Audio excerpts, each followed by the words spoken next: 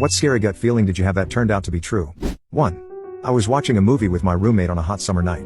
In an instant, I went from feeling completely relaxed to hyper alert. I had one thought in my head: close your bedroom window. I looked at my roommate and said, I have to close my bedroom window, and tore off down the hall. When I got into my bedroom, I could see a gloved hand on my window. It was the kind of window that opens out, and you pull it in to close it. There was a guy standing on the railing of our back stairs, trying to pull himself into our house through my window. I screamed. He dropped and ran, and I called 911. The police came with dogs but never found him. We didn't live in an unsafe neighborhood, and sitting in the house with the windows open in the summer wasn't something we ever worried about. I know that God, a guardian angel, or something was looking out for us that night. 2. I woke up one morning after having a bizarre nightmare. I dreamt that I called my boss and told him my youngest son was going to die. My son was only 10 days old at the time, a perfectly healthy, beautiful little baby boy. When I woke up, I felt nauseous from the dream and experienced the worst anxiety I've ever had. I knew intuitively that something was wrong with my son. He didn't show any rare signs or specific symptoms. The only thing that was odd was that he slept a bit heavier than usual that night. I couldn't ignore my anxiety.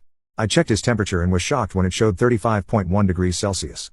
I immediately took him to the ER and soon found out that an enterovirus, a normal winter season virus that gives you a cold, had affected his heart. The room was soon filled with doctors, and my husband and I were asked to leave. 12 hours later, the doctors informed us that the virus had caused our healthy baby's serious heart failure, dilated cardiomyopathy, and myocarditis, and that he probably wouldn't make it. They called a priest, and the rest is a blur to me. Our baby was put into a coma on a respirator and was going to be placed on an ECMO, extracorporeal membrane oxygenation, machine. We were transferred to the ICU for infants. After 2 months in the ICU, he suddenly improved. The doctors told us that almost no children survive this virus on the heart because there are no obvious or clear signs, so the parents don't realize something is wrong. They also said that what he survived was theoretically impossible considering how ill he was. They asked me what caused us to seek help, and I told them about my dream. I will never forget the doctor's response: there are some things between heaven and earth that medicine can't explain. Your boy is a living miracle.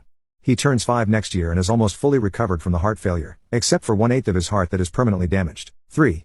Around 2020, my brother was out with a girl, and I had gone to bed. I had work the next day, and we both still lived with our parents. Late at night, maybe around 11:30 or midnight, I woke up with a terrible feeling that something awful had happened to my brother. It's probably the only time in my life I've experienced genuine panic. I tried calling him on my mobile to no avail and went downstairs to my mom, who was still up at the time. She tried calling on the house phone. She tried to calm me down, but I just knew something had happened. As it turned out, his phone was on silent, and he had taken this girl for a drive. She had just started taking lessons, and he let her drive his car. During the drive, she lost control, and they narrowly avoided a collision. Thankfully, they were both fine, though very shaken, and my brother drove from that point on. Somehow, my out-of-nowhere gut feeling mirrored my brother's life flashing before his eyes. 4.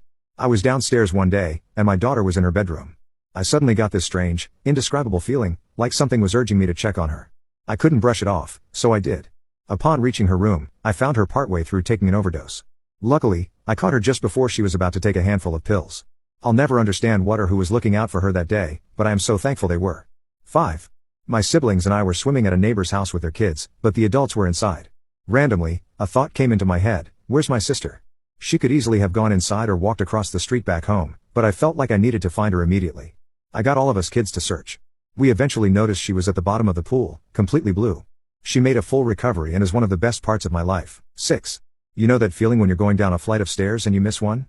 That was how I felt when I shook hands with another attendee at a martial arts workshop I went to many years ago.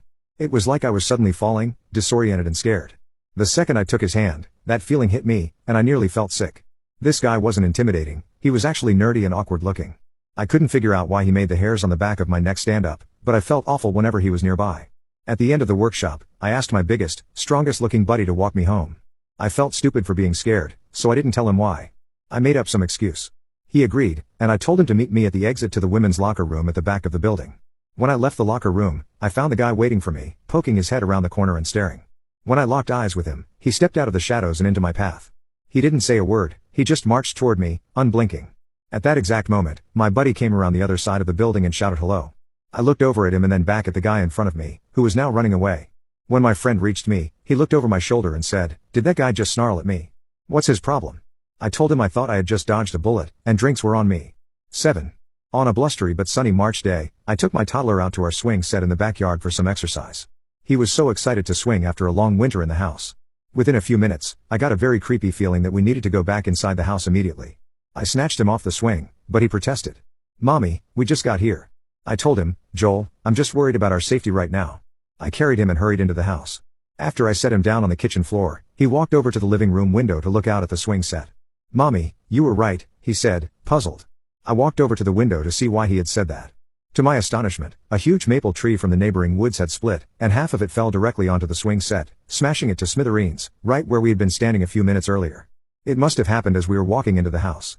We would have both been killed. I now believe in guardian angels. It just wasn't our time, I guess.